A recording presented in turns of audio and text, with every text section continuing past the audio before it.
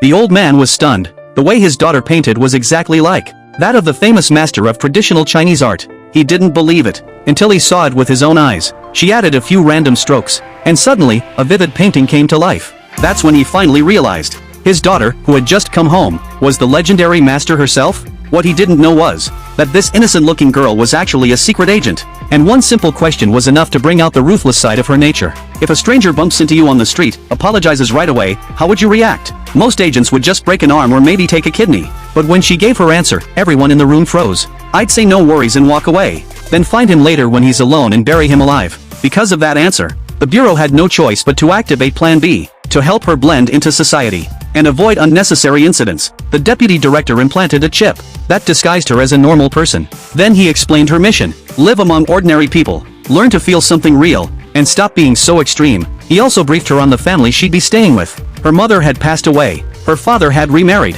and now she had a stepmother and a stepsister.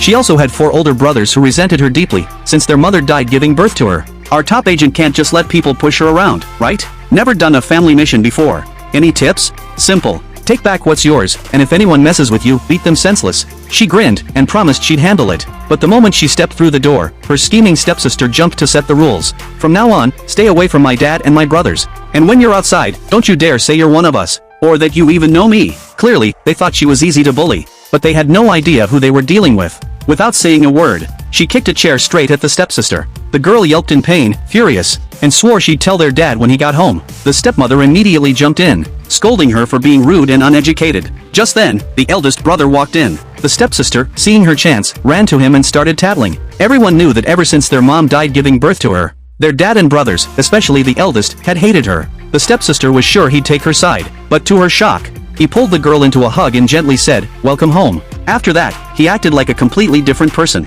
His gaze toward the stepsister was cold, and he personally showed his sister to her room, even apologizing for losing her when she was little. But in her eyes, it was all an act. She already knew everything about him before coming home. At 5 years old, he already had the IQ of an adult, and he was slick as they come. She saw right through him but didn't bother to say anything. She wasn't planning to stay long anyway, so she pretended to forgive him. Later, he said he'd call their dad and the other brothers to throw a welcome dinner for her. She couldn't care less and called the deputy director instead, complaining that this mission was boring, and asking to be pulled out. Hearing that she wanted to quit just because she was bored, he gave her a new assignment: to paint at an upcoming auction. She agreed immediately. Meanwhile, her brother called their dad to tell him she was back. To his surprise, the man refused to come, saying he had an auction to attend. The brother was furious. What could be more important than your own daughter? The National Painting Master is doing a live demonstration tonight. I can't miss that. Besides, I never wanted her to come back. He had no idea his daughter was that very same master. As she was about to head out, she ran into her brother.